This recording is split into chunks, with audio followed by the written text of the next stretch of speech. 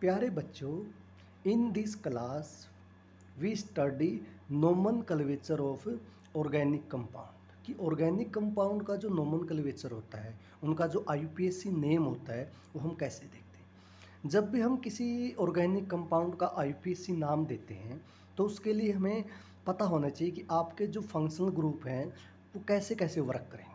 आपका जो functional group है वो आपका प्रीफिक्स की तरह भी वर्क कर सकता है और आपका जो फंक्शनल ग्रुप है वो आपका सफिक्स की तरह भी वर्क कर सकता है।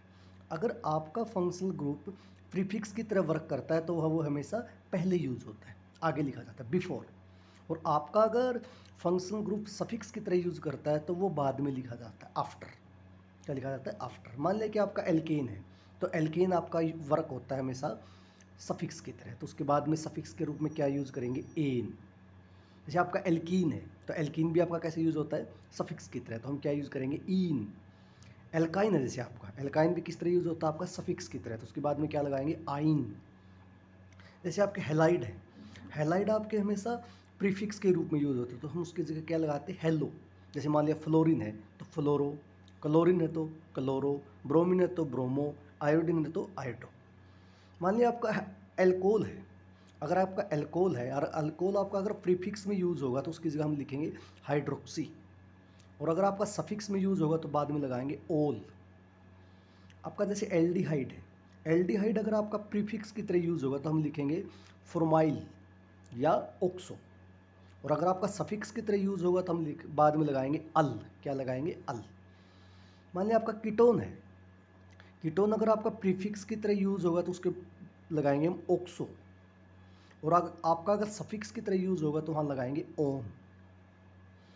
नाइट्राइल ग्रुप है जैसे आपका, नाइट्राइल ग्रुप को हम अगर आपका प्रीफिक्स की तरह यूज होगा तो वहाँ लगाएंगे साइनो, और अगर आपका सफिक्स की तरह यूज होगा तो हम लगाएंगे nitrile.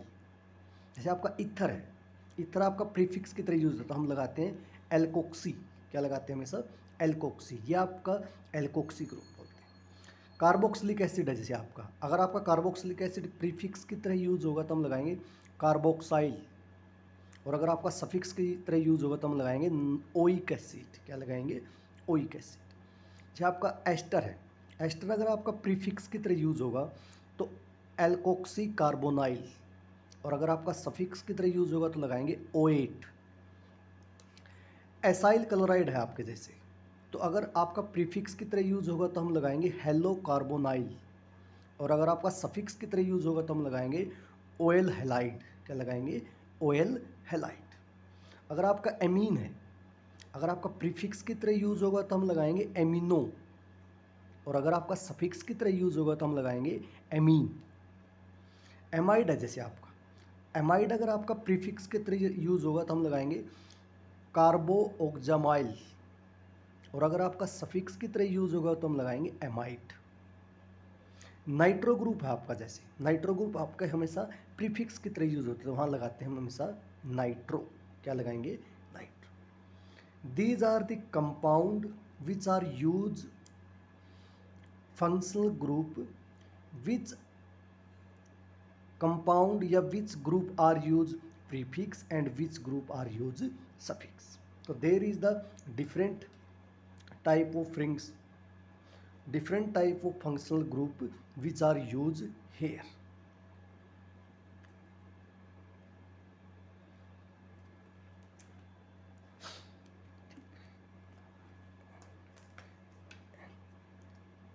In this section another important term we study, अगर आपका वर्ड रूट है जैसे आपका कि जब भी आप किसी कंपाउंड का नाम लिखते हो तो वहाँ पे वर्ड रूट लिखते हो कि आपके कार्बन के नंबर कितने। मान लिया अगर आपका कार्बन नंबर 1 है, 1 कार्बन है आपके कंपाउंड के अंदर तो उसको बोलते हैं हम मिथ।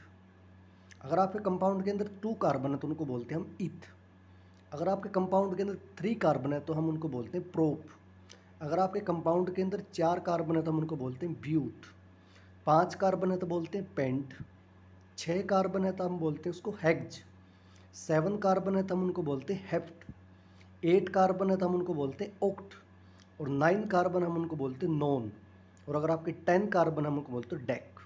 अगर मान लिया कि आपके कार्बन 10 से ज़्यादा आ जाते हैं कई बार, जैसे 20 कार्बन है तो 20 कार्बन को बोलते हैं आइकोस, और मान लिया कि आपके 30 कार्बन है तो उनको बोलते हैं ट्राई एकोनाइट, ट्राई एकोनाइट। कई बार आपके जो एल्काइल ग्रुप है, जैसे आपका सिंपल CH3 ग्रुप है, तो CH3 ग्रुप को हम बोलते हैं मिथाइल, जिसको बोलते हैं Me।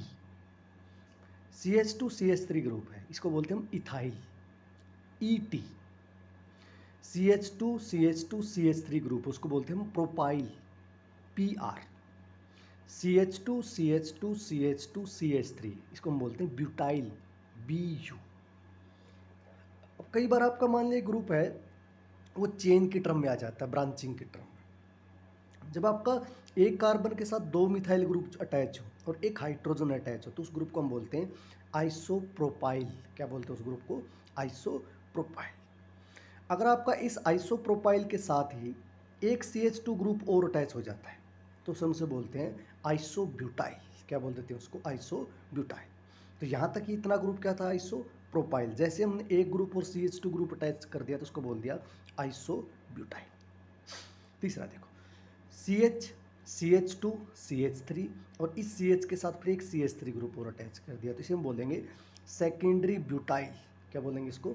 Secondary butyl group. Carbon के साथ कार्बन CH3 CH3 CH3, तो इसे बोलेंगे टर्सरी ब्यूटाइल। क्या बोलेंगे इसको? Tertiary butyl. Here another example, CH2 C CH3 CH3 CH3, इसे बोलेंगे नियोपेंटाइल। क्या बोलेंगे इस ग्रुप को? Neopentyl. This is the basic of how to write IPSC name of organic compound. ये बहुत इंपॉर्टेंट वीडियो है। आपको जब IPSC नाम किसी भी ऑर्गेनिक कंपाउंड का नाम लिखना शुरू करना है, तो उससे पहले ये आपको पता होना चाहिए कि वर्ड रूट कौन कौन से हैं 1 से 10 तक। एल्काइल ग्रुप आपके कौन कौन से हैं? मिथाइल है, इथाइल है, प्रोपाइल है, ब्यूटाइल है, आइसोप्रोपाइल है, आइसोब्यूटाइल है, सेकेंडरी ब्यूटाइल है, टर्सरी ब्यूटाइल है, नियोपेंटाइल है। ये ग्रुप आपको बहुत ज़्यादा हेल्प करेंगे जब हम किसी का IPSC नाम स्टडी करेंगे। Thank you very much.